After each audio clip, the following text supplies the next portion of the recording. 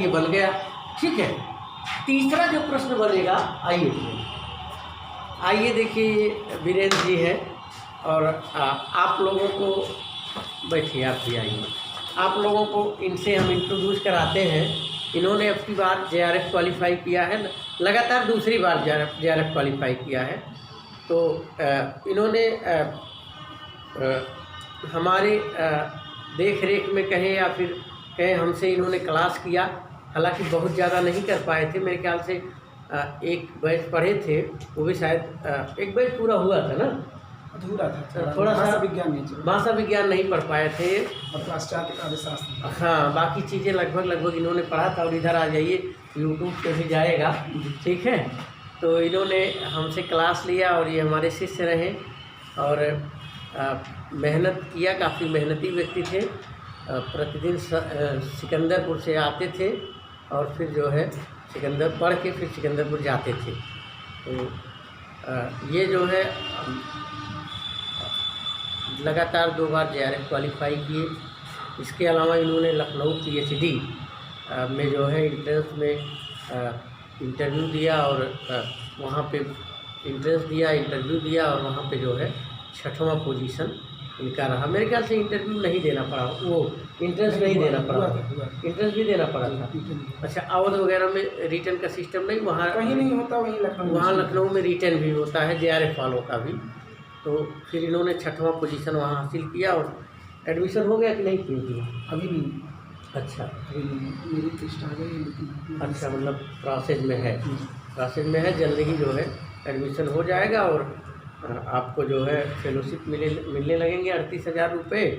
और 5 साल के लिए आपके लिए बिल्कुल स्वर्णिम काल होगा, क्योंकि फिर आपको कोई फालतू छोटी मोटी नौकरियों के बारे में सोचने का बहुत ज़्यादा वो टेंशन नहीं रहेगा, जैसे कि प्राइमरी टीचर या इस तरह का। अगर आप कायदे से लगेंगे तो 5 साल तक वैसे भी एक प्राइमरी टीचर का वेतन आपको मिलता रहेगा और आप मेहनत करके प्रवक्ता या डिग्री कॉलेज के प्रोफेसर बन सकते हैं। लेकिन थोड़ा सा ये चीज़ ध्यान देना पड़ेगा कि इस दौरान बच्चे जब पैसे पाने लगते हैं, कुछ गलत बच्चों का संगत मिलने के कारण फिर वो बदलने लगते हैं और बदलने लगते हैं तो उसमें कई लोगों का करियर चौपट भी हो जाता। मैंने तमाम टॉपर्स और JRF को देखे, मेरे पढ़ाए हुए खुद तमाम लड़के जो बाद में जा करके जब PhD में एडमिशन लेते हैं तो फिर उनको फिर कहीं न कहीं दूसरी हवा लगने लगती है और वो फिर उनका करियर फिर ख़राब होने लगता है। तो मैं ये चाहूँगा कि आप इन सब चीज़ों से बचें और आत्मसंयम रखते हुए और मेहनत से आगे पढ़ाई करें और सफलता लें। तो अब आपसे हम जो है थोड़ा सा मुखातिब कराना चाहेंगे अपने इन छात्रों को और आप इन लोगों को बताएंगे कि किस तरीके से आपने मेहनत किया, किस तरीके से सफलता प्राप्त किया। तो वीरेंद्र की सफलता की कहानी और वीरेंद्र की जुबानी आप लोग सुनेंगे और देखिए क्या आपको बताते हैं, उसको फॉलो भी करेंगे आप लोग। नमस्कार, मेरा नाम वीरेंद्र मौर्य है। मैं यहीं से 10 किलोमीटर दूर, 16 किलोमीटर दूर सिकंदरपुर एक ग्राम है, वहाँ का निवासी हूँ। और यहीं इसी कोचिंग में, मतलब ये कोचिंग पहले अब यहाँ शिफ्ट हुआ है, पहले ज्ञानघाटी में था, तो वहाँ पर आया करता था और हम लोग पढ़ाई करते थे, जिसमें सर का साथ तो बहुत दिनों तक नहीं मिल पाया, लेकिन जितना भी मिला मैं एक दावे के साथ कह सकता हूँ कि आज तक वो काम मुझे आ, आज तक इनकी दी हुई ट्रिक्स, इनके बताए हुए रास्ते, इनके पढ़ाने की शैली, सब कुछ मेरे काम अभी तक आ रही है और आगे भी आएगी। देखिए, हिंदी साहित्य, पहले तो ये क्लियर कर दीजिए कि इसमें कितने लोग नेट JRF के हैं और कितने लोग TGT PGT के हैं। नेट JRF वाले कितने लोग हैं आप लोग बताएं? कोई नहीं है क्या? नेट JRF सब TGT PGT वाले हैं। तो अब सब लोग सीनियर हैं हमसे, हम तो सबसे जूनियर हैं, सबसे छोटे हैं। आप लोगों को तुरंत बोलना चाहिए। फिलहाल कोई बात नहीं, अभी प्रतिभा दीदी हैं हमारी, समझिए हमारे सीनियर ही हैं। हम जब आए तो ये नेट हो चुकी थी, हम आए भी नहीं थे। हमारा समझिए 2018 दिसंबर में नेट क्वालिफाई हुआ था और 2018 में ही मेरा MA सरदार पटेल स्मारक PG कॉलेज नागपुर से हुआ। 2018 में जुलाई में जब मार्कशीट आया, उसके बाद हम ढूंढने लगे कि कहीं कोचिंग किया जाए नेट की। और जो मेरे सीनियर थे, जब उनसे हम कुछ राय लेना चाहे तो उनको लगा कि ये सरदार पटेल का लड़का है, ये क्या कर सकेगा। उपहास ही मिला उल्टा हमें। हम भी वहाँ जी से जी। तो जब जितने लोग हैं सभी से जब हम राय मशवरा करते थे कि सर क्या पढ़ना चाहिए, कैसे पढ़ना चाहिए, तो वो ऐसा नहीं है कि वो मेरा भला नहीं चाहते थे इसलिए ऐसा करते थे। वो ऐसा इसलिए करते थे कि उन्हें लगता था कि सरदार पटेल में पढ़ने वाले कितने अच्छे हो सकते हैं कि नेट का एग्ज़ाम दें, इसलिए वो ध्यान नहीं देते थे। और ये कहते थे कि अरे वही हिंदी साहित्य पढ़िए, इस तरीके से, मतलब कोई पर्सनल गाइडेंस नहीं, कुछ भी नहीं। फिलहाल सर जी का साथ मिला। वो एक पंक्ति मुझे याद आ रही है जो मैथिली शरण गुप्त जी ने लिखा है कि कैसे करते तुलसीदास, कैसे तुलसीदास करते मानसनाथ, महावीर का नहीं साथ मिलता अगर नहीं साथ। तो वही बात है कि अगर सर जी का साथ हमें न मिला होता तो आज जब नेट ना होता तो फिर नेट की वजह से मेरा जो उत्साह था वो बढ़ा, फिर मैं JRF के लिए प्रेरित हुआ। अब नेट ही नहीं होता तो फिर JRF की कोई बात ही नहीं। अगर सर जी का साथ ना मिला होता तो ऐसे इधर उधर में मुझे भी लग रहा था कि शायद ये बहुत कठिन है, बहुत कठिन, मैं कर नहीं पाऊँगा। नेशनल लेवल का एग्ज़ाम होता है और इतने बच्चे अपीयर होते हैं उसमें, तो थोड़ा मुश्किल है, थोड़ा क्या बहुत मुश्किल है, कर ही नहीं सकते क्योंकि हम सरदार पटेल से पढ़े हैं, ऐसी धारणा हमारे मन में आई। लेकिन सर जी का जब साथ मिला तो और पढ़ने लगे। ये समझ लीजिए कि 15 अगस्त मुझे पूरा याद है, 15 अगस्त को जो है यहाँ पर एडमिशन मैंने ज्ञानवाड़ी में ले लिया, 2018 15 अगस्त। और जुलाई में मेरा मार्कशीट आया था स्नातकोत्तर यानी कि पीजी का। तो 2018 दिसंबर के लिए मैं प्रिपेयर हो रहा था सर जी के निर्देशन में। उसके बाद आप समझ लीजिए अगस्त हुआ, अगस्त में इधर छुट्टी भी था, समझ लीजिए अगस्त में इधर छुट्टी भी था। तो अगस्त इधर पूरा समझिए कि वैसे ही निकल गया था। तो अगस्त, सितंबर, अक्टूबर, नवंबर और दिसंबर, 4 महीने, और दिसंबर के शुरू में पेपर था, यानी सब मिला के 3 महीने। अभी आप लोगों को बता चुके हैं हम कि भाषा विज्ञान छुआ ही नहीं गया। पाश्चात्य काव्यशास्त्र यानी कि जो जिसमें अरस्तु, लोनजाइनस वाइनस होते हैं, ये सब छुआ ही नहीं गया था। पढ़ाया क्या गया था भारतीय काव्यशास्त्र, ये पढ़ाया गया था, वो भी ऊपर सर जी के पास समयाभाव था इसलिए, क्योंकि सर जी भी किसी चीज़ को प्रिपेयर कर रहे थे तो बहुत समय नहीं दे पा रहे थे इसलिए। नहीं, उस समय जी हमारे जुड़वा बच्चे हुए थे। जी हाँ, ये भी बीच में थोड़ा सा भी, लेकिन हमने आनंद जो कि हमारे थे JRF क्वालिफाई हो चुके थे जी, उनको जो है हमने पढ़ाने का उत्तरदायित्व दिया था जी। और हमारी एक आदत रहती है कि पता नहीं कुछ लोग वो अपने रहते अपना उत्तराधिकारी नहीं निकालते, लेकिन मेरी ये आदत नहीं है। मैं जहाँ भी रहा हूँ मैं अपने रहते ही अपना एक उत्तराधिकारी निकाल देता हूँ, अपना एक क्लोन कहिए या फिर अपना एक फ़ोटोकॉपी निकाल देता हूँ कि बाय द वे अगर मैं अक्षम हो जाऊँ, किसी कारण से ना पढ़ा पाऊँ, तो सारी चीज़ें हैं मेरे साथ, तमाम चीज़ें हैं, नौकरी जो भी करता हुआ सब नहीं हो पाता ना चीज़ें, तो ताकि एक कोई स्टूडेंट अच्छा निकले जो मेरी अनुपस्थिति में कक्षा को संभाल सके जी। इलाहाबाद में भी मैंने निकाला अभय मौर्य जी को, फिर बाद में वो मेरे आने के बाद कुछ दिन पढ़ाए, फिर सिलेक्शन हो गया।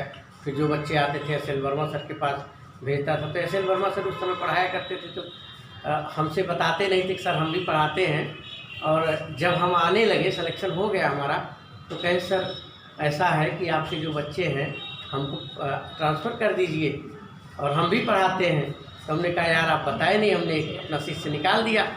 तो संयोग से ऐसा हुआ कि अभय मौर्य का हो गया सिलेक्शन उसमें रेलवे में। उनका रेलवे में सिलेक्शन होने के बाद फिर पूरी तरह फिर खाली हो गए। तो आलोक से हमने कहा, आलोक ने कहा भैया मैं पढ़ तो सकता हूँ, पढ़ा नहीं सकता, मैं पढ़ाऊँगा नहीं, अभी मैं तैयारी करूँगा। तो फिलहाल जो बच्चे आते थे SL वर्मा सर के पास भेजा जाता था। और आज देखिए SL वर्मा सर इस मुकाम पे है कि बहुत ही अच्छे टीचरों में गिने जाते हैं, तमाम भीड़ उनके यहाँ रहती है, हज़ारों की संख्या। तो एक बार गए हम असिस्टेंट प्रोफेसर का इंटरव्यू देने, तो वो मिले, कहे कि आइए हमारे कोचिंग में चलिए। तो जब हम वहाँ जाते हैं तो हमारा इंट्रोड्यूस कराते हैं, कहे अगर रंजीत सर होते तो शायद आज इलाहाबाद में मैं ना होता, लेकिन मेरा सौभाग्य सौभाग्य था और रंजीत सर का भी सौभाग्य था कि इनका सिलेक्शन हो गया। ये चले गए अपने गृह जनपद में और मेरा भाग्योदय हो गया। तो हमने कहा सर चलिए बढ़िया हुआ, दोनों का भाग्योदय हुआ। तो उन्होंने कहा सर सरकारी नौकरी होती है, प्राइवेट का क्या भरोसा। तो हमने कहा हाँ बात तो आपकी सही है। तो फिलहाल वो इस समय काफ़ी जो है, फिलहाल मैंने सोचा कि मैं अकबरपुर में ही जा कर के जो है, क्योंकि गांव के बच्चे बड़े टैलेंटेड होते हैं, बस उनको केवल रास्ता नहीं मिलता, उनको पता नहीं होता। और यहीं पे जा कर के मैं डॉक्टर लोहिया की धरती पर जो है यहीं से नेट जेआरएफ बनाऊँगा, लोगों को नेट जेआरएफ बना करके असिस्टेंट प्रोफेसर तक पहुँचाऊँगा, टीजीटी पीजीटी। और कहीं न कहीं जो मेरी सोच थी उस सोच का परिणाम है वीरेंद्र जी, उसी सोच का परिणाम प्रतिभा है, उसी सोच का परिणाम आनंद है। और अभी देखिए अच्छे लाल जी इंटरव्यू दे रहे हैं, उषा जी इंटरव्यू दे रही हैं, टीजीटी का आनंद जी एलटी में हो ही गए हैं और अखिलेश यादव जी। तो मुझे लगता है कि अब आप लोगों को, इन लोगों को देख के एक आत्मबल मिलेगा कि जो है अगर ये लोग कर सकते हैं, आप ही की तरह हैं, जैसे आप लोग आ रहे हैं वैसे सिंपल एक साधारण लड़का जो सिकंदरपुर मार्केट से साइकिल चला के कुछ दिन फिर बाद में बाइक से मतलब आने लगा, फिर देखिए मेहनत करके। और जैसा कि इन्होंने बताया कि मैं लारपुर से पढ़ा, तो लारपुर प्राइवेट कॉलेज लोगों के दिमाग में रहता है क्या ऐसे ही होंगे, लेकिन आदमी के अंदर जुनून हो, जज्बा हो और सही गुरु मिल जाए, सही दिशा निर्देश मिल जाए तो वो सब कुछ कर सकता है जो इलाहाबाद और लखनऊ और दिल्ली रह के लोग कर सकते हैं। तो फिलहाल वीरेंद्र जी अब अपनी बातें बताएंगे। कुछ चीज़ें थी जो हमने जो है थोड़ा सा शेयर किया। धन्यवाद सर। तो हम लोग जो है, हमें पता है कि ये समय बहुत महत्वपूर्ण है और आज का समय आप लोगों का थोड़ा सा जा रहा होगा, लेकिन इससे भी कहीं ना कहीं कुछ सीख ही मिलेगा। इसलिए थोड़ी देर बस आपका, ज़्यादा से ज़्यादा 10 मिनट। तो हिंदी साहित्य जो है, हम सभी लोगों से कहना चाहेंगे, अगर हिंदी साहित्य के आप स्टूडेंट हैं और हिंदी साहित्य में ही आप टीचर बनना चाह रहे हैं, तो सबसे पहले तो मैं आपको यही बताना चाहूँगा कि मूल पुस्तकें पढ़ना सीखें। ये सरस्वती पांडे जी खराब नहीं है, ऐसा नहीं है कि गलत है, निंदा कर रहा हूँ, ऐसी कोई बात नहीं है, अच्छे हैं, बिल्कुल अच्छे हैं, लेकिन एक कॉन्सेप्ट आपके अंदर होना चाहिए। एक कॉन्सेप्ट अभी जान लीजिए नेट जेआरएफ की तैयारी कर रहे हैं, लेकिन अभी पूछ लीजिए कि ये बताइए प्रपद्यवाद क्या है, परिभाषित कीजिए, तो उन्हें पता नहीं है। ये जानते हैं कि ये नलिनी म्यूचर शर्मा और केसरी कुमार ये सब हैं, इसके वो नरेश जी और केसरी कुमार और ये लोग जो हैं इसका प्रवर्तन किए हैं, ये जानते हैं, लेकिन ये नहीं जानते ये क्या है, कहाँ से निकला, कहाँ का है, क्या इसके उद्देश्य रहे हैं। ये तभी पता चलेगा जब हम मूल पुस्तकें पढ़ेंगे, क्योंकि सरस्वती पांडे की पुस्तक में यही दिया रहता है कि प्रपद्यवाद के प्रवर्तक 3 लोग हैं, बिहार के थे, यही तो दिया रहेगा, 1956 में था, यही दिया रहेगा। अभी पूछ लिया प्रगतिवाद क्या है, बताइए उसके बारे में कुछ। तो ऐसा थोड़ी ना है कि परीक्षा ही देना है, पढ़ाना भी तो है। तो जब हम विस्तृत पढ़ते हैं, पुस्तकों को पढ़ते हैं, तो हमारे अंदर एक कॉन्सेप्ट, जो मैंने किया है मैं वो बता रहा हूँ, लिखी पढ़ी या सुनी बातें नहीं, जो हमने किया है। हम आपको बताएं, हम हिंदी साहित्य का सरल इतिहास विश्वनाथ प्रसाद त्रिपाठी जी का पढ़े हैं, हमने नगेंद्र जी को 2 बार पढ़ा है, पूरा का पूरा, और एक अक्षर नहीं छोड़ा, एक अक्षर।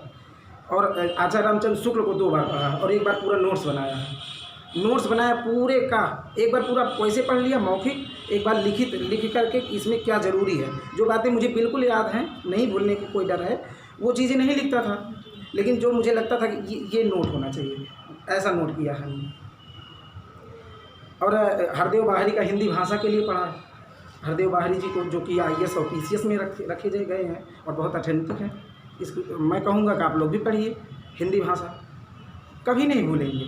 अब पता लगा कि बस यही जान रहे हैं कि पूर्वी से कौन कौन सी बोलियाँ निकली, पश्चिमी से कौन सी बोलियाँ निकली, अच्छा पूर्वी पश्चिमी किस अपभ्रंश से बना, बस इतने जान रहे हैं। और उसके बारे में और कुछ अगर अंदर से थोड़ा सा अगर पेंच घुमाया तो आप लोग तुरंत वहीं गलत हो जाएगा, और गलत हो भी जाता है। बहुत ऐसे लोग हैं जो कितने दिन से कर रहे हैं तैयारी, लेकिन अभी तक नेट नहीं निकाल पाए हैं। कारण क्या है?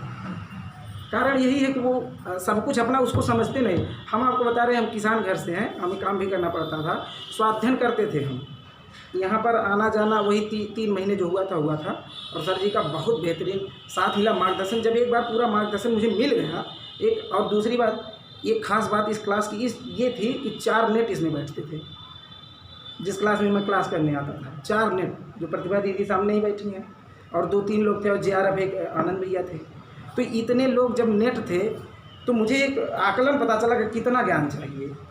जब यहाँ क्वेश्चन करते थे, जैसे ऐसे प्रैक्टिस होता था, क्वेश्चन पूछते थे, यहाँ पुटअप करते थे और वहाँ से वो लोग बताते थे, मुझे लगता था अच्छा ये इतना पढ़ना पड़ता है, मुझे तो हवा नहीं लग रहा क्या पूछ रहे हैं। लेकिन धैर्य नहीं खोना है। सही बात है, आचार्य रामचंद्र शुक्ल का किताब जब उठाएंगे आप तो आपको लगेगा, पहली बार तो आपको लगेगा कि बाउंस जा रहा है, सब समझ में नहीं आ रहा क्या लिखा है, बहुत टफ है, बहुत क्लिष्ट भाषा है। वो आचार्य रामचंद्र शुक्ल ऐसे थोड़ी ना रहा, आचार्य रामचंद्र शुक्ल है, बहुत बड़े विद्वान थे, पूरे हिंदी साहित्य में उनकी ये समझिए मील के पत्थर थे, कोई तोड़ नहीं सकता, उनका कोई तोड़ है ही नहीं। आचार्य हजारी प्रसाद द्विवेदी थोड़ा लोहा लिए थे, लेकिन उनका जो है कोई तोड़ नहीं है, तो वो बहुत विद्वान थे, इसलिए भाषा भी उनकी क्लिष्ट ही होगी, इतनी सरल भाषा तो होगी नहीं। लेकिन जो सरल इतिहास है विश्वनाथ त्रिपाठी, जैसे उसका नाम सरल है वैसे सरल है, लेकिन बहुत कुछ वहाँ दिया नहीं है, ये भी बताएं। बहुत अच्छा, अगर आप चाहिए बहुत बेहतरीन कांसेप्ट क्लियर हो तो ऐसा नहीं दिया है, ये भी इसीलिए 179 पेज में क्या लेंगे। वही जो इंटरमीडिएट की जो NCERT की बुक है, वही बुक जो है हिंदी साहित्य का सरल इतिहास है विश्वनाथ प्रसाद त्रिपाठी का जी। फिलहाल उपयोगी तो है ही है, और अध्ययन करिए। देखिए हमारे मन में बस एक ही चीज़ चलना चाहिए, हमारा टारगेट, हमारा लक्ष्य।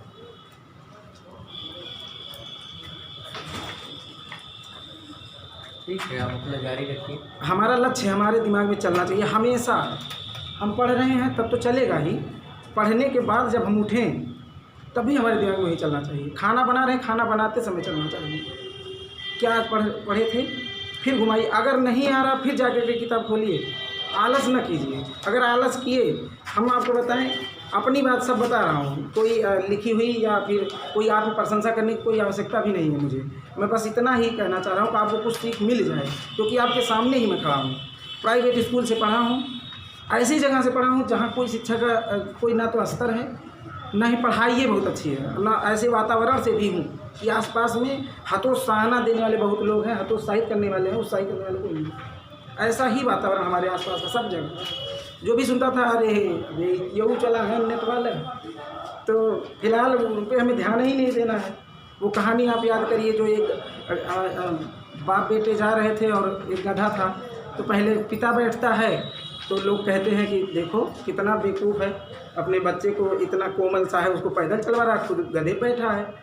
फिर क्या किए, तो वो क्या किया, बच्चे को बैठा दिया, तो बच्चे को कहने लगे कि कितना बेवकूफ़ बच्चा है, बाप को पैदल चलवा रहा है, खुद ऊपर बैठा है। तो उन लोगों ने क्या किया, उसको जो है दोनों पैर उसका आगे का और पीछे का बांध के उसमें एक वो बांस डाल के और दोनों लोग अपने इस पर रख लिए। फिर भी नहीं माने, समाज वाले कह रहे हैं कि कितने बेवकूफ़, इनके पास गधा है फिर भी वैसे चल रहे हैं, उसको भी ढो रहे हैं। तो समाज तो कहेगा, हमारे कहने का आशा ये है, कुछ भी कहे कोई फ़र्क नहीं पड़ता, हमारे अंदर हमारा जो एम है, हम जो सोच रहे हैं वो मेन चीज़ है।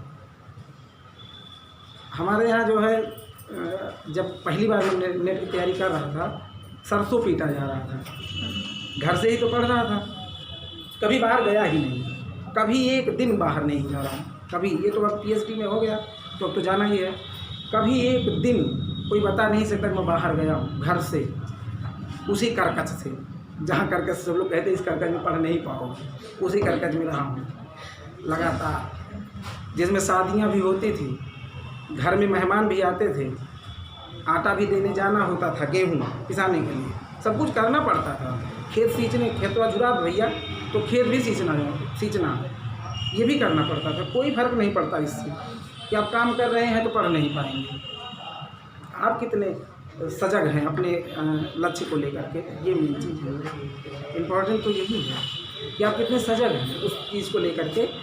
तो सरसों पीटा जा रहा था, तो जानते हैं हम उस दिन क्या खोल के रखे थे, ये पढ़ रहे थे कहानी आंदोलन, समानांतर कहानी और सचेतन कहानी, इधर सक्रिय कहानी, ये सब जो जितने भी हैं यही वाला पेज खोल करके वहाँ रखे थे और यहाँ पीटा जा रहा था।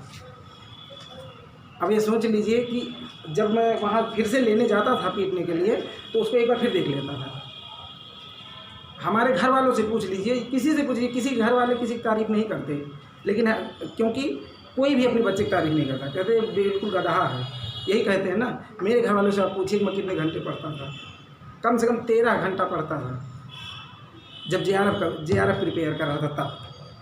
नेट हो गया दिसंबर में, फिर जून में हुआ, फिर दो चार अंक से रुकता था, बहुत नहीं, 2-4 अंक से फिर जून में रह गए। तो बहुत महीन विश्लेषण हमने किया कि हमने देखा कि ये पूरे क्वेश्चन में दिक्कत कहाँ है। तो हमने देखा कि हमारा DI जो है डाटा इंटरप्रिटेशन, इसमें दिक्कत कर रहा है, और मैथ का जितना पोर्शन है सब जगह दिक्कत है।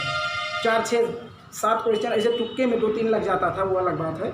बाकी मेरा जो मैथ का पोर्शन था वो बिल्कुल गलत, बिल्कुल एकदम वो छूट ही जाता था। मारता था, तुक्का थोड़े ही लगेगा, 75% उसमें गलत भी तो है, अगर 25 सही है तो ये ज़रूरी थोड़ी ना 25 पे लग जाए, 75 पे लगेगा ना। 3 है, एक ही तो सही है, इसीलिए तुक्का नहीं चलता। तो हमने सोचा कि अगर 12 क्वेश्चन यहाँ आता है तो क्यों ना हम मैथ को ही तैयार करें। और मैथ में इतना हम बेकार हैं नहीं, मौके पे नहीं है, इतने बेकार थे कि हमको जो है ये जान लीजिए कि यही जो गुणा घटाव और यही सब करना आता था, इससे ज़्यादा नहीं। हमने सोचा काहे नहीं कर सकते यार, जब तक मान के बैठे थे कि नहीं ये आएगा नहीं यार, मतलब में इसमें फंसोगे, तब तक आगे का देखो, उसमें सब जगह लगाओ। तो हमने क्या किया, 1 घंटा रोज DI को दे दिया, डाटा इंटरप्रिटेशन को, यानी मैथ को रोज़ 1 घंटा लगाते थे, रोज़ पर डे। आज भी मेरा जो टाइम टेबल है बना हुआ है मेरे जो कॉपी में, अभी भी टाइम टेबल, उसमें हमने 1 घंटा निर्धारित किया था मात्र डाटा इंटरप्रिटेशन और ये मैथ के लिए। 12 क्वेश्चन आता है यहाँ से कम से कम। हाँ, थोड़ा घटा बढ़ा दे, ये कोई वो नहीं है कि ऑथेंटिक आएगा ही आएगा, लेकिन घटा बढ़ा दे, लेकिन सब मिला करके 12 क्वेश्चन जून में आया था, जो मुझे मिस हो गया था 2-3 क्वेश्चन। तो उसको इतना सही कर ले गए हम कि हमारा मात्र 1 क्वेश्चन मैथ से गलत हुआ, 11 क्वेश्चन सही हो गया। तब जाकर के JRF जितना हमारा कट ऑफ गया था उससे 5-6 क्वेश्चन आगे थे। अब जान लीजिए आप, JRF के लिए 97 क्वेश्चन गया था, यानी कि 64.33 यही गया था पिछली बार दिसंबर 2019 में, यही गया था OBC का। तो और हमारा जो था वो 102 क्वेश्चन सही था, 103 क्वेश्चन। अच्छा, एक चीज़ खास बात और ये है कि जो ये हिंदी साहित्य है ना, इसे एक बार सिर्फ क्लियर कर लीजिए बस। आपको IAS में देना है, मेंस में IAS में काम आएगा, PCS देना है मेंस में, PCS में काम आएगा, असिस्टेंट प्रोफेसर देना है वहाँ भी काम आएगा, TGT PGT देना है बिल्कुल काम आएगा। TGT PGT तो ऐसे दाएँ हाथ मार देंगे। अगर नेट JRF आपका पूरा तैयार है तो ऐसा क्वेश्चन वहाँ आता है, TGT PGT हमने देखा है, पिछले वर्षों का जितना पेपर हुआ सब देखा है। ऐसा पेपर आता है कि जो हिंदी का नहीं होगा वो भी 50 सही कर देगा, ऐसा क्वेश्चन पूछा जाता है। आप देखिए, पूछता हास्य रस का अस्थायी भाव, ये कोई क्वेश्चन है? ऐसे ही पूछता, इसीलिए 120 जाता है मेरिट इसीलिए 120 जाता है। तो सरल क्वेश्चन है इसलिए मेरिट ऊपर जाता है। तो हमें चाहिए कि जब हम पढ़ ही रहे हैं, अभी देखिए जून जुलाई पहले होना नहीं है ये TGT PGT, और वैसे भी कोई भी सरकार क्यों ना भुनाए अपना ये वैकेंसी, वो भुनाएगी ज़रूर, मुझे पक्का यकीन है वो 2021 तक खींच के ले जाएगी इसको, क्योंकि उसे भी तो वोट चाहिए, इसलिए वो खींचेगी ज़रूर, बझाएगी ज़रूर। ये जानबूझ के जो लोचा होता है वैकेंसियों में या फिर पेपर होने के बाद, ये सब जानबूझ के जानबूझ के किया जाता है। कौन सा ऐसा क्वेश्चन, कौन से लोग उसको बनाते हैं पेपर की 4-4 क्वेश्चन गलत निकल जाए, बताइए? क्या आप एक बार हो गया हमेशा 4-4 क्वेश्चन गलत निकल रहा है? ये सरकार की मंशा होती है, गलत हो बच्चे कोर्ट जाएं, लटके 2-3 महीना आगे जाए, 4 महीना आगे जाए, इधर चुनाव भी करने पाए, यही होता है। हम कहते हैं कि हमें दीजिए बनाने के लिए, गलत हो जाए कहिए, लेकिन गलत तो करना है ना, इसलिए गलत हो रहा है। गलत ऐसा थोड़ी गलत नहीं करना है, ये गलती से हो जा रहा है। आपको नहीं पता कि नाथ पंथ के प्रवर्तक कौन हैं? गोरखनाथ और मत ना दोनों दे दिए। इतने बेवकूफ़ हैं तो आप पेपर सेटर कैसे हो गए, ये तो बताइए। और एक ही लोगों के पास करने को होता भी नहीं है, 3-4 लोग उसको चेक करके तब पास करते हैं। कैसे गलत हो जाता है, जानबूझ के गलत किया जाता है। तो ये चीज़, ये तो ठीक है, थोड़ा इतर था विषय से, लेकिन इसका कोई ये सारांश में अपनी रणनीति बता दीजिए बच्चों को। जी सर, जी ये हम समझ रहे हैं, तो चलती रहती है जी जी। आप लोग जो है कल परसों में ये फार्म भर के एडमिशन करवा लीजिए। जो भी निर्धारित शुल्क हैं आप जानते हैं, एक बार में ना संभव हो सके 2-3 बार में जमा करिए ना, तो कल परसों में करवा लीजिए। देखिए, शुल्क जमा करने से एक फ़ायदा बहुत होता है। अच्छा, ऐसा आप लोग बिल्कुल ना सोचिएगा कि सर के हम स्टार प्रचारक हैं, आए हैं ये कहने कि आप लोग इनसे पढ़िए, बहुत अच्छे सर हैं, ये ना सोचिएगा। ये वास्तव में अच्छे हैं और इनके बुलाने पर हम नहीं आए हैं, हम खुद आए हैं। इनको हमने सूचित किया कि हम आ गए हैं सर। इन्होंने कहा था कभी आइए, कभी आइए, ये नहीं कहा था कि इस दिन आइए। इसलिए ये ना सोचिएगा हम इनके स्टार प्रचारक हैं, 2 बार जियारत हैं, तो आप लोग ये समझिए कि बहुत बेहतरीन सर हैं, ये इनसे पढ़ना चाहिए। ऐसा नहीं है, ये अच्छे हैं। अब आप लोग खुद ही पढ़ रहे हैं, और ऐसा भी नहीं कि आप लोग छोटे बच्चे हैं कोई बहला लेगा। खुद तो आप आकलन कर ही सकते हैं कि ये कितने अच्छे हैं या कैसे हैं, मुझे कहने की ज़रूरत नहीं है।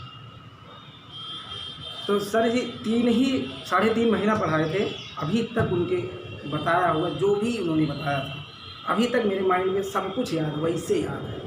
जैसे एक ऐसे फनी सा ट्रिक बताएं, इन्होंने कहा था कि अगर इश्क में लतिया जाने वाला है, यानी इश्क लता, तो घनानंद समझ जाइए, और जिसने इश्क में नाम कर दिया तो बोधा जान जाइए। देखिए, आज तक याद है। ट्रिक से मतलब नहीं कितना उटपटांग है, कितना बेकार है, आपको याद हो जाना चाहिए, खास चीज़। अब सोच लीजिए ट्रिक कितना बेहतर है कि हम भी बहुत दिक्कत में होते थे, लेकिन हम बना नहीं पा रहे थे। फिलहाल बहुत ट्रिक हमने भी बनाया है, लेकिन सर जी जो बनाए हैं उसमें भी मेहनत दोबारा करना ही। अब आज तैयारी ऐसी हो गई है कि सोचिए, मैं इंट्रेंस की इंटरव्यू की तैयारी कर रहा हूँ, थीसिस वो बना रहा हूँ, प्रपोजल बना रहा हूँ, सारा कुछ सब दिमाग असिस्टेंट प्रोफेसर छत्तीसगढ़ में लगा है। लेकिन JRF का एग्ज़ाम हुआ, डाल दिया, गया वैसे दे आया, देखिए JRF हो गया। तैयारी देखिए कितनी मजबूत हो गई। और ये कोई बहुत अचंभा वाली बात नहीं है कि मैं ही एक ऐसा हूँ जो मैं ऐसा कर सका हूँ, आप भी कर सकते हैं। चैनल आपने सब्सक्राइब किया है? जी बिल्कुल, देखते रहते हैं। जी बिल्कुल, वो इंटरव्यू के लिए आपको बढ़िया था जी। तो ऐसा नहीं है कि ये मेरे अंदर कोई आसमानी कोई शक्ति आई है, ऐसा कुछ नहीं है। और ना ही मुझे ऐसा भी है कि मैं 5 साल रहा हूँ लगातार इलाहाबाद, बहुत बेहतरीन कोचिंग किया हूँ, ऐसा भी नहीं है। आपके सामने सब खुली किताब है, आप देख लीजिए एकदम साफ। और ऐसा भी नहीं किसी यूनिवर्सिटी में पढ़ा हूँ, सरदार पटेल में पढ़ा हूँ, वहाँ भी वहाँ के लोग भी, वहाँ के जो टीचर थे वो भी। अब देखिए, जो बच्चा पढ़ता है उस पर टीचर की नज़र भी होती है, निश्चित रूप से होती है। इसमें जो बहुत तेज़ होंगे उनको देख देख के सब पढ़ाते होंगे, आकर्षित करता है ना।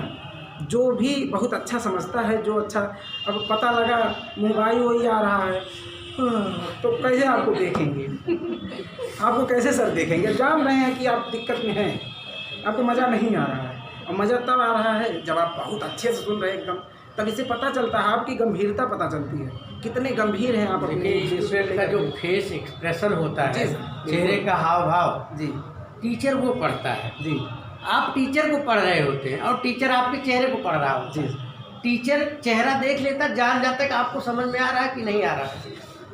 ये टीचर का मनोविज्ञान होता है। जी ठीक है जी। तो असली टीचर वही है कि लड़के का चेहरा देख के बता दे कि उसको समझ में आ रहा है कि नहीं आ रहा है। यहाँ तक पता चल जाता है कितना ललक है आपके अंदर। मैं पूछिए इनसे, सर से पूछिए, विवाद रहता था हमेशा, विवाद हो जाता था यूट्यूब उस पर, व्हाट्सएप चैट पे हो जाता था इस पर कि आपने तो कहा था कि 1964 है, देखिए ये क्या है, महात्मा गांधी को भारत रत्न क्यों नहीं मिला, इस पे हुआ था, इस पे सारा कुछ डेटा निकालते थे। इन्होंने कहा हिंदी नवरत्न में, sir ji mistake, by mistake, sir ji तो विद्वान नहीं हैं, बाई मिस्टेक इन्होंने कहा कि हिंदी नवरत्न में कबीर जी नहीं हैं, कबीर जी नहीं हैं। हम इसका इतना जी नहीं है, तो यही तो विवाद का कारण था कि हैं, और मैं जान रहा था कि हैं। हमने कहा सर जी से, नहीं सर कबीर जी हैं। इन्होंने कहा नहीं, हमने पढ़ा है, आनंद गया। जी जी जी बिल्कुल। आनंद सर जी भी कहे कि नहीं नहीं कबीर नहीं है, मतीराम जी। नहीं है। तो क्या हुआ कि हमने उसको जो है निकाला और यहाँ ला करके पढ़ा पूरा। उसमें हुआ क्या था कि जो त्रिपाठी बंधु थे, जो ये त्रिपाठी में 2 लोग हैं, तो इनको 2 लोगों को 2 ना करके त्रिपाठी बंधु कह करके दोनों को ले लिया गया, कबीर को रख दिया गया। कबीर को बहुत बाद में रखा गया। हिंदी नवरत्न 1910 में रचित है, मिश्र बंधुओं ने रचा है। तो उसमें 9 लोग हैं, ठीक है। तो उसमें जो है मतीराम है, भूषण भी हैं। तो इन मतीराम और भूषण ये दोनों भाई थे, जैसा कि हम लोग जानते हैं। दोनों को त्रिपाठी बंधु करके रख लिया गया क्योंकि उनको बाद में लगा, इसके पीछे की इतिहास थोड़ा एक छोटा सा लग गया है तो बता दे रहे हैं। उनको बाद में लगा कि कबीर को ना रखना कहीं ना कहीं ये एक अन्याय है उनके साथ, उनकी प्रतिभा के साथ एक अन्याय है। तो क्या हुआ, उन्होंने क्या किया कि अब अगर कबीर को रखते हैं तो 10 हो जाता है, तो नवरत्न कैसे रह जाएगा ये। तो उन्होंने क्या किया कि ये दोनों भाई जो थे इनको त्रिपाठी बंधु कह के रख लिया और इस तरीके से कबीर को रखा। कबीर को तब जाकर के वहाँ रखा और तब उस तरीके से वो नवरत्न हुआ। तो अब अच्छा हाँ, एक चीज़ और, जो ये हम लोग पढ़ाई करते हैं बहुत विस्तृत या बहुत मन से कहिए कि दिन भर आपके मन में हुई चले। आप चाय पी रहे हैं, एक समय से ज़्यादा अगर चाय में समय लगने लगा तब भी आपको लगे कि ये देखो ज़्यादा जा रहा है। अब ये तो इससे ज़्यादा नहीं जाना चाहिए, चाय पीने में इतना ही समय लगना चाहिए। अगर इतनी तड़प होगी तो कोई रोक नहीं सकता है सिलेक्शन लेने से। और हम तो दूर दूर जा कर के आ चुके हैं, कुछ नहीं है, कहीं कुछ है ही नहीं, कोई पढ़ता ही नहीं, बेमतलब वाली बात है सब कि बहुत कठिन, कुछ नहीं, कोई कंपटीशन नहीं है। अब जान लीजिए कि इंटरव्यू में 12 प्रोफेसर थे, जिसमें assistant professor 4 associate professor, 4 professor, जिसमें 4 महिलाएं प्रोफेसर थीं। उनका जब ऐसे गए हम एंट्री किए पीएचडी में, एंट्रेंस उसमें इंटरव्यू में, तो उन्होंने कहा वीरेंद्र कुमार जी, हमने कहा जी सर, जो बहुत सहज होने की कोशिश करते, लेकिन 12 प्रोफेसर को फेस करना मजाक बात थोड़ी है, और वो भी नई यूनिवर्सिटी में जो यहाँ से गया हो। उन्होंने कहा कि हाँ तो ये बताइए अपना वो दीजिए, प्रपोजल दीजिए। प्रपोजल दिया। हमारा प्रपोजल है प्रगतिवाद और नागार्जुन की जन्मादि चेतना। ये हमने अपने खुद से बनाया, कहीं नहीं देखा, अपने खुद से बनाया विवेक से। हमने कहा कि नकल करके सभी बनाते हैं, इसी पर होना होगा तो होगा, क्योंकि मेरे पास वो जानकारी होनी चाहिए। मेन चीज़ ये है, जो टॉपिक मैंने चुना है उस पर कितनी कमांड है, मेन ये है। लिखने क्या हमने पे डालिए प्रगतिवाद था, बहुत डाटा आ जाएगा, लिख डालिए, क्या करना। लेकिन आपके अंदर कितना है, क्या सोचते हैं आप। उनका सवाल सुनिए, सवाल क्या था उनका? सवाल था ये बताइए जन्माद क्या है।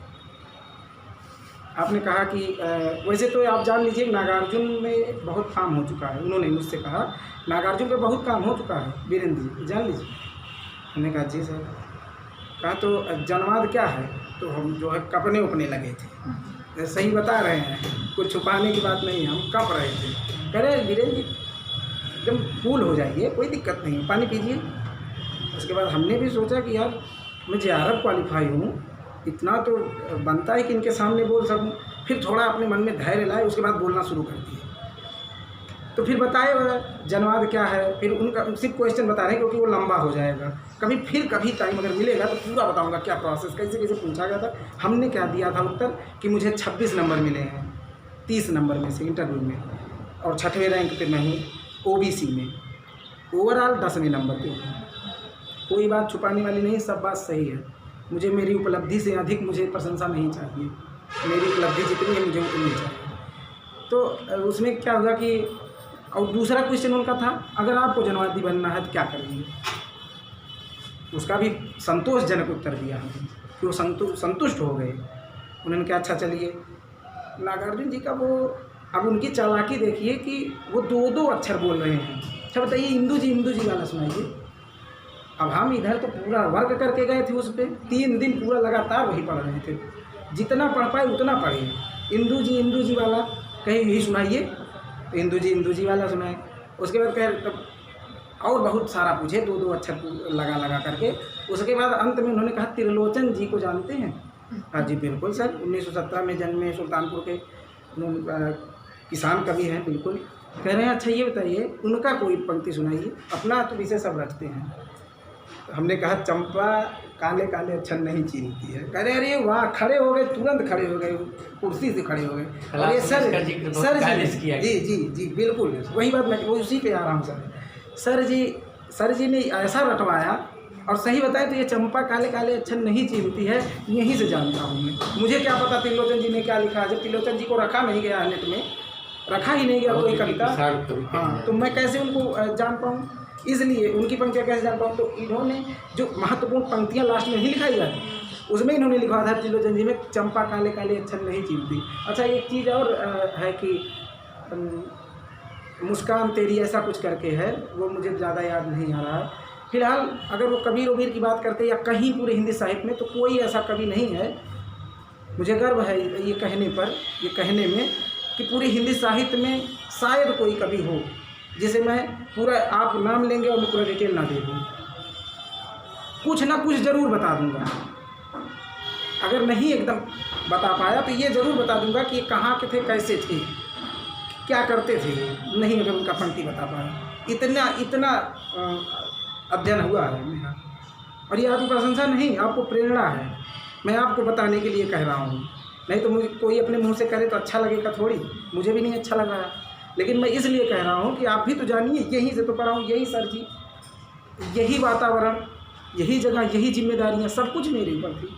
ऐसा नहीं है कि कोई अलग से मुझे कोई टाइम मिला होगा, कुछ नहीं। और जानते हैं इसका लाभ बताएं आपको, टेट जो है, टेट यूपी टेट होता है, इसमें हमने डाला था, दोनों क्वालिफाई किए हैं, प्राइमरी और मिडिल, दोनों क्वालिफाई हो गया। कैसे जानते हैं? 30 में से एक को क्वेश्चन नहीं खसकने दिए, 30 का 30 सही है, उसमें तो मान लेते हैं 2 क्वेश्चन खसक गया है, उसमें प्राइमरी वाले, वो मिडिल में, प्राइमरी में 30 क्वेश्चन हिंदी का आता है ना, एक क्वेश्चन नहीं कहीं गया है, 300 मिल गया। और जानते हैं बहुत कुछ मिलता जुलता होता है संस्कृत, 24 क्वेश्चन संस्कृत में सही हुआ, 54 क्वेश्चन यहीं से हो गया। और पर्यावरण रही बात, तो मनोविज्ञान ये नेट से पढ़ा था, नेट में जो नेट का कोई एग्ज़ाम होता है उसमें भी मनोविज्ञान है, उसमें भी पर्यावरण है, शैक्षिक वाला है, ठीक है, तो इसीलिए वहाँ से उसको पढ़ा था।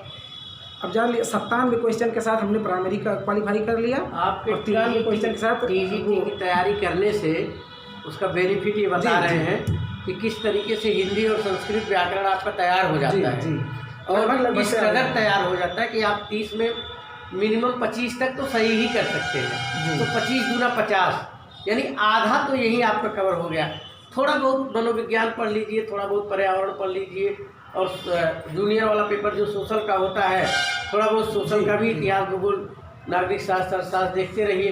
तो मतलब आप बिना पढ़े, बिना अलग से तैयारी किए टेट क्वालिफाई कर सकते हैं, तो आपको अलग से टेट की कोचिंग करने की जरूरत नहीं पड़ेगी। मैं बिल्कुल उदाहरण हूँ आपके सामने, किसी से कहने की क्या किया, आनंद का देखिए प्राइमरी में भी हो गया, इसी टीजीटी की तैयारी का ही परिणाम था जी। हिंदी सब्जेक्ट से जो टीजीटी की तैयारी करता है उसके लिए बोनस रहता है, बोनस होता है, सही बात है, 50 नंबर तो उसका ऐसे ही तैयार हो जाता है। तो ये जान लीजिए कि अब लास्ट में यही कहूँगा कि अगर आप पढ़ रहे हैं तो शुरू की सबसे पहले तो आप मूल पुस्तकें लीजिए। कितने लोगों के पास मूल पुस्तकें होंगी ही नहीं, सही है ना? ये सही है, इसमें शर्माने कोई बात नहीं। जी जी, आपके पास तो होगा, पुस्तकें हमने नोट करा दिया, आपके पास लोग खरीदेंगे। जी जी, धीरे धीरे लें, अभी तो समय है, जुलाई पहले नहीं होने वाला, अगर होगा नहीं फिर और आगे जाएगा। तो मूल पुस्तकें लीजिए, आचार्य शुक्ल को तो ज़रूर ले लीजिए, क्योंकि आप हिंदी के स्टूडेंट हैं, तो इसमें क्या करना है हमें। हमारे पास अगर रामचंद्र शुक्ल की पुस्तक ना हो और हिंदी के हम विद्यार्थी हैं, तो ये तो एक प्रकार से लज्जा वाली बात है ना? आचार्य रामचंद्र शुक्ल जो हैं मेन पुरोधा है वो हिंदी साहित्य के, उनकी तो पुस्तकें होनी चाहिए, उसको रख लीजिए। और सर जी जो दे रहे हैं ये तो मान के चलिए वो पर्याप्त है, ये मान के चलिए, लेकिन आपकी ज्ञान वृद्धि हो, अगर वो थोड़ा सा ऐंठ भी दे तो भी ऐसा ना हो कि आप भड़बड़ा के नीचे आ जाएं, ये ना हो नहीं पाए, इसलिए सावधानी के लिए। जबकि सर जी जो लिखवा रहे हैं, जो बता रहे हैं, बिल्कुल पूर्ण है, सही है अपनी जगह, लेकिन क्या मंशा है आयोग की कि अब की बात टफ बनाना है कि आसान बनाना है। अब सर जी जो पिछले पेपर के अनुसार अपना बता रहे हैं। अच्छा, एक चीज़ और करिएगा, पिछले पेपर को ज़रूर ले लीजिएगा, उसकी महत्ता आपको बताएं, पूरा हल कर डालिए, जितनी टीजीटी पेपर हुए हैं सबको हल कर डालिए। या यही नहीं, कोई पेपर हुआ हो, कोई पेपर में आप अप्लाई किए हों, उस परीक्षा के पूर्व की जितनी परीक्षाएं हुई हैं सबका एक जा कर के बहुत आसान से मिल जाता है, ले सकते हैं सॉल्व पेपर, उसको हल कर डालिए, आपको एक आइडिया बहुत ज़बरदस्त मिलेगा। अब जानते हैं क्या किए थे हमने, जब हमको पता चला परसों जो है JRF का है पेपर, कुछ नहीं किए थे, बस वही हल करने लगे थे। कहीं कहीं गई नहीं थी, सिर्फ वही हल करने लगे सब। जो हमारा प्रीवियस ईयर का जितना पेपर है इतना अच्छे से वहाँ दिया है, और यूथ का लेंगे तो और अच्छा रहेगा। बॉक्स में उसका वो भी दिया रहता है। इस समय घटना चक्र बेहतरीन चल रहा है जी, घटना चक्र भी बहुत अच्छा है सर जी। जो मार्ग बताएंगे वो ये समझिए कि बिल्कुल परखा हुआ, बिल्कुल एकदम पक्का मार्ग, उसमें कोई नहीं। फायदा आपका ये हो जाता है ना कि चैप्टर वाइज दिया है, और प्लस नवोदय विद्यालय, केंद्रीय विद्यालय, सारी परीक्षाओं का उसमें दे दिया है, तो उसका प्लस पॉइंट हो जाता है। हाँ, पिछला मोटी होती, थोड़ी महंगी होती है, लेकिन हाँ वो पिछले ईयर का जितना पेपर है सब मंगवा लीजिए। और उसको बाकी यूथ का भी बढ़िया है। देखिए अच्छा, हाँ, एक शिल्पी से बचिएगा, शिल्पी वाले बचिएगा करें। अच्छा, एक चीज़ और ख़ास बात यह है कि यूट्यूब आजकल इतना ज़बरदस्त माध्यम है, इतना अच्छा माध्यम है कि जो आपको कहीं ना मिले वो यहाँ मिल जाएगा। यूट्यूब पे बराबर देखिए। अभी आप जानिए, अगर 2000 पद है, 1800 पद है, कितना TGT में, ऐसा ही ना 1800 कुछ है शायद जो हमने देखा। तो आपके खाते में जो होगा वो शायद 800-900 हो, इतने होगा ना। तो 800-900 के लिए 5 लाख फार्म पड़ रहा है। तो आप बताइए 800-900 से 800-900 तो मिलेगा नौकरी। तो यानी कि 800-900 निकाल दीजिए, लगभग 5 लाख लड़कों से आपकी लड़ाई है। तो उनसे बेहतर तो आपकी तैयारी होनी चाहिए। ये चीज़ मैं अपने दिमाग में हमेशा रखता था कि JRF 101 लोगों का आपकी OBC में हुआ था उस समय जब हम हुए थे दिसंबर में। अब की बार हुए, तब की बार तो 300 लगभग हैं, 300 से ऊपर हैं। तो 101 लोगों में अपना नाम डालने के लिए उनसे अधिक पढ़ना ही तो पड़ेगा, और सब पढ़ रहे हैं क्योंकि नेट का एग्ज़ाम ऐसे थोड़ी होता है। सब लोग पढ़ रहे हैं, तो सबसे बेहतर आप पढ़िए, सबसे ज़्यादा पढ़िए। और पढ़ना बहुत अच्छा, जिस दिन आप लोग पढ़ लेते होंगे, अनुभव करिए, उस दिन बहुत अच्छा लगता होगा। लगता है ना, अगर 2 घंटे लगातार पढ़ लीजिए, मालूम पड़ता है आज खाना वाना सब एकदम मेरा जो है तर गया, आज का खाना सही है आज जो है। और जिस दिन पूरा दिन खाली जाता है, हम बता रहे हैं, जिस दिन अगर मैं 2 घंटे से पढ़ूँ, काम हो जाए वो अलग बात है, काम है, घर में शादी है, कुछ हो जाए, उसकी बात नहीं करता। अगर मैं फालतू हूँ और मेरा दिन ऐसे निकल जाए तो मुझे इतनी पछतावा होता है, मुझे लगता है। और 2 घंटे तक पढ़ लूँ, मुझे लगा कि मैंने कुछ पढ़ा ही नहीं। और ये मेरी बात नहीं है, आप मेरे घर वालों से पूछ सकते हैं, किसी से पूछ सकते हैं, या फिर आप समझ सकते हैं। मैं बता रहा हूँ कि 2 घंटे पढ़ने के बाद, 2 घंटे 3 घंटे पढ़ने के बाद लगता है कुछ नहीं पढ़ा गया, आज कुछ पढ़ा ही नहीं गया। और सर जी की एक बात याद आती है, इन्होंने ये कहते थे, उस पद्धति पर आप लोग ना चलिएगा कि ले जाते हैं, फर्जी रख देंगे, जंगल में फेंक देंगे उसके बाद उसमें जाला वाला लग जाएगा रात भर में। फिर दूसरे दिन जब 3:30 बजेगा, उसको उठाएंगे, साफ हो झाड़ के फिर आ जाएंगे यहाँ। तो ऐसे नहीं निकलेगा, ना ऐसे सिलेक्शन होगा, ठीक है। उसमें जाला नहीं लगना चाहिए, और ना ही ऐसे फेंकना है। जाइए, आराम कीजिए, थोड़ा देर खाइए पिए, उसके बाद बैठिए। और ये बिल्कुल मत सोचिए मेरे पास टाइम नहीं है। टाइम किसके पास है, बता दीजिए ज़रा। ये पढ़ाई ये बेमतलब की चीज़ है क्या? मेरे पास टाइम नहीं है, टाइम ही नहीं मिल पाता, क्या किया जाए? टाइम ही नहीं है। टाइम कैसे नहीं है, ये भी उससे बड़ा काम जो आप करने जा रहे हैं। अगर इसमें सिलेक्शन हो गया ना, तो जो काम करने जा रहे हैं 70 काम ऐसा तुम्हारे सामने बिछाया रहेगा, अपने आप होगा। 50,000 60,000 जब हमेशा आपके अकाउंट में आता रहेगा, तो आपको समझ नहीं है, आप जहाँ कहेंगे वही होगा जो आप कहेंगे। पूरे घर के मालिक बन जाएंगे। अभी आप जान लीजिए मेरा भाव बढ़ गया मेरे घर में। जितना ध्यान दिया जाता था उससे ज़्यादा अब ध्यान दिया जाने लगा है। मैं एक बार कुछ कह दूं तो हाँ, शादी वादी आने लगी कि नहीं अभी? अरे नहीं सर, मेरे ऊपर भी 3-4 लोग हैं। नहीं, 3-4 लोग हैं सर। अच्छा, तो अभी 3-4 लोगों का तो होगा, उसके बाद शादी नंबर भी। जी सर, अभी नंबर है। चलिए, अच्छी बात है। तो अभी 3-4 लोग हैं उसके ऊपर। फिलहाल बस इतना ही लास्ट में कह के जाऊँगा कि आप लोग पढ़िए, और बहुत मेहनत से पढ़िए, और हरदेव बाहरी की पुस्तक ले लीजिए। और जानते हैं, इससे आपको, अगर आप PCS की तैयारी करना चाहते हैं, कभी अगर मन घूम गया, तो आपको मेंस का जो वैकल्पिक विषय यानी कि ऑप्शनल होता है, उसका तैयार करने की ज़रूरत नहीं है। लेकिन हाँ, शर्त है कि ये तैयार होना चाहिए। ये थोड़ी ना किताब ले लिए, किताब सब ले सकते हैं, वहीं तो मिलता है, यहीं नीचे ओवरब्रिज के नीचे मिल सकता है, ले लीजिए। जितना किताब कहिए ले लें, लेकिन अभी उनसे पूछिए कुछ, उनके यहाँ इतना किताब है कि लोग IAS PCS बन सके, उनको कुछ नहीं आता, क्योंकि ऊपर से किताब ही तो है, वही चीज़ आपके ऊपर भी तो लागू होगा। किताब लेने से कोई फ़ायदा नहीं है, किताब को पढ़िए और बहुत मेहनत से पढ़िए और बैठिए, एकदम कुछ मत सोचिए, एकदम बैठ जाइए, यूट्यूब से सर जी का नोट्स और रिवीजन तो बिल्कुल करिए, जो आज का है वही रिवीजन करिए, क्योंकि भार अगर आज वाला रिवीजन नहीं किए भार बन जाएगा तो दिक्कत होगा, तब उलझना शुरू हो जाएगा। जितना पढ़ें, अगर 2 बार हो जाता है तो मुझे लगता है, और एक बार फिर से अगर हो सके फिर से एक बार लिख डालिए, क्योंकि 4 बार पढ़ने के बराबर एक बार लिखना होता है, ये मैं मानता हूँ। अगर 2 बार पढ़ लिए, एक बार लिख दिए, ज़िंदगी में नहीं भूलेगा, गारंटी है मेरा, कभी नहीं भूलेगा, दिमाग में चलता रहेगा। अब इधर पाश्चात्य का साथ फिलहाल इसमें TG टीम तो नहीं है, लेकिन PG टीम होगा ना सर? नहीं, पाश्चात्य नहीं, भारतीय है पाश्चात्य। वो थोड़ा कहते हैं टफ है, कुछ नहीं टफ है, बिल्कुल आसान है। उधर जो लोग जाइन सर, वर्ड्सवर्थ, प्लेटो, अरस्तु, रिचर्ड, इलियट, जितने लोग हैं जिनकी जो जो अवधारणाएँ हैं, जो भी क्रोचे जी हैं अभिव्यंजनावाद वाले, मूल्य सिद्धांत, संप्रेषण सिद्धांत, विरेचन अनुकरण सिद्धांत, इधर जितनी भी सिद्धांत, उदात्त सिद्धांत, उदात्त की अवधारणा जो भी है बहुत आसान है, खोलते ही नहीं। पहली बात दिक्कत तो ये है, आप लोग खोलते ही नहीं है उसको, उस जगह पर जाते ही नहीं है जहाँ वो है। बस सरस्वती पांडे जी से काम चला लेना चाहते हैं, सरस्वती पांडे जी से काम नहीं चलेगा, सलेक्शन नहीं मिलेगा। काम चल सकता है, सलेक्शन नहीं मिलेगा, और सलेक्शन नहीं मिलेगा कुछ नहीं। बस इन्हीं शब्दों के साथ अपने भाइयों को विराम देता हूँ। नमस्कार। मिठाई खा लीजिए सर। चलिए, अच्छा लगा आप आए, जो है अपना अनुभव शेयर किया, और मुझे उम्मीद है कि बच्चे जो है कुछ ना कुछ सीखेंगे। ठीक है, हालांकि ये लोग सब जानते हैं, बस करते नहीं हैं। जी ठीक है, वही एक कहावत है ना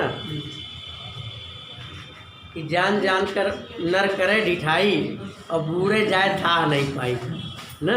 सब कुछ पता है क्या करना है, कैसे करना है, बट वही कर नहीं पाते। लेकिन अगर कुछ कर गुजरने की चाहत दिल में है तो बिल्कुल कर ले जाएंगे। अब जैसा कि इन्होंने बताया कि ये सरसों पीटते थे, और एक बोझ या आधा बोझ जब पीट लेते थे, दिमाग में रचना ढूंढते रहते थे, और जैसे पीट होते थे थोड़ा सा, तब तक जाते थे किताब पे, किताब उठा के देख लेते थे, फिर अगली रचना सरसों पीटते रहते, दिमाग में उसको याद करते रहते। तो क्या है, आप लोग भी उसी परिवेश से आए हैं। इनसे मुखातिब कराने का मेरा मतलब यही था कि जो बच्चे, आप लोग भी बहुत लोअर मिडिल क्लास फैमिली से हैं, वही सरसों पीटना, वही धान पीटना, वही सारी चीज़ें, वही सारे क्रियाकलाप करना है, तो कहीं न कहीं आपके टाइप का व्यक्ति अगर आपको कुछ चीज़ें समझाता है ज़मीन से जुड़ा हुआ, तो वो ज़्यादा समझ में आता है कि नहीं? तो और मेरा जो मिशन है वो यही है, ग्रामीण बच्चों को जो है उन बच्चों से टक्कर में लाना, जो इलाहाबाद, लखनऊ और दिल्ली जो है 10-10 हज़ार रुपया, 20-20 हज़ार रुपया दे करके, जैसा कि दिल्ली में नेट JRF का फीस 40-40 हज़ार रुपये है, वो इतना फीस दे करके और पढ़ते हैं, और इतना पैसा खर्च कर डालते हैं, उसके बाद आपके बराबर रिजल्ट आते हैं। अगर आप घर से रह के आप निकाल देते हैं तो आप उनसे महान हैं, आप उनसे ग्रेट हैं, आप उनसे श्रेष्ठ हैं। जैसे मैंने इलाहाबाद में भी पढ़ाया, तो मेरे पढ़ाए लड़के वहाँ तमाम लड़के LT में और TGT में निकले, डिग्री कॉलेज प्रोफेसर भी हुए, लेकिन मैं उन बच्चों को कम आंकता हूँ बनिस्बत यहाँ के बच्चों से, क्योंकि एक व्यक्ति अभाव में पढ़ाई कर रहा है और एक व्यक्ति प्रभाव में पढ़ाई कर रहा है ना। तो जो अभाव से निकलता, देखिए यही तो व्यवस्था है, यही तो आरक्षण की व्यवस्था डॉक्टर अम्बेडकर ने किया कि जैसे एक आदमी आपसे 10 किलोमीटर आगे निकल चुका है और एक आदमी जो है 10 किलोमीटर पीछे है, तो दोनों को जब साथ दौड़ाया जाएगा तो 10 किलोमीटर जो आगे निकला है, यानी उसकी एक पीढ़ी टीचर बन चुकी है, एक पीढ़ी IAS PCS बन चुकी है, वो IAS PCS तैयारी कर रहा है, और एक किसान का बेटा तैयारी कर रहा है, एक मजदूर का बेटा कर रहा है। तो ये बताइए वो उतनी सुविधा वो दोनों मुहैया करा पाएंगे? नहीं करा पाएंगे ना। आप यहाँ तैयारी कर रहे हैं और इलाहाबाद वाले वहाँ तैयारी कर रहे हैं, या दिल्ली वाले वहाँ तैयारी कर रहे हैं। आप घर का काम भी कर रहे हैं, बच्चे को खिला रहे हैं, अपने अपने परिवार को देख रहे हैं, खाना बना रहे हैं, सब कुछ करते हुए, और उसके बाद आ रहे हैं पढ़ने, सबको पीट रहे हैं, धान पीट रहे हैं, उसके बाद पढ़ने आ रहे हैं। हम बात भी लेंगे, क्या करेंगे? ठीक, मेरी बातों को ध्यान से सुनिएगा। और वो निशान क्या कर रहे हैं, केवल क्या कर रहे हैं, पढ़ रहे हैं। तो अगर आप जो है आपका सिलेक्शन होता है, उनका सिलेक्शन होता है, तो दोनों में कंपैरिजन करिए श्रेष्ठ कौन है। तो जो जिसकी एक पीढ़ी आगे निकल चुकी है, 10 किलोमीटर आगे निकल चुका है, उसका लड़का, वो लड़का जो 10 किलोमीटर आगे निकल चुका है, वो लड़का जो अपनी शुरुआती दौर में है, तो हम दोनों को तुलना कैसे कर सकते हैं।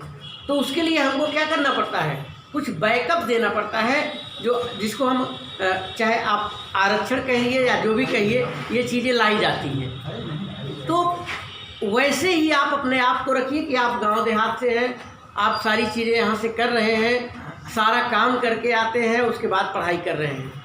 और वो बच्चा जो केवल पढ़ाई कर रहा है, केवल उसी उद्देश्य के लिए है, 5,000 रुपये कमरे का किराया और सारा चीज़, यानी 10-15 हज़ार रुपये और 10,000 रुपये वो खर्च कर रहा है महीने।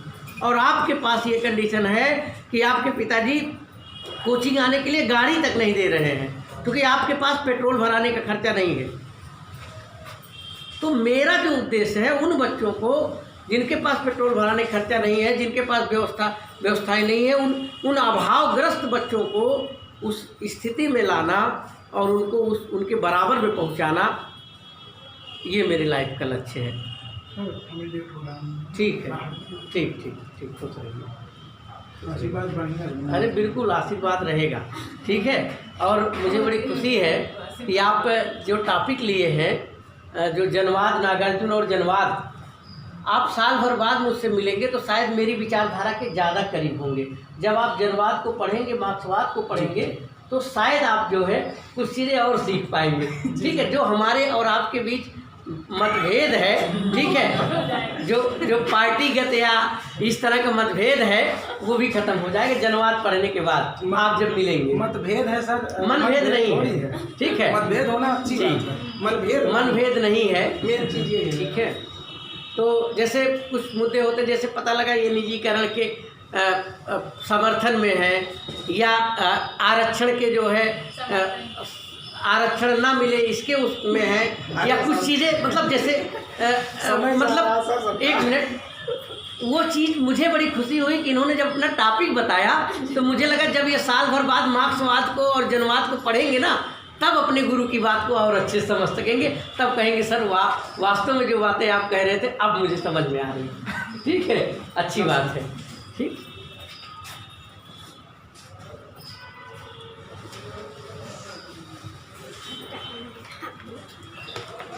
तो जो है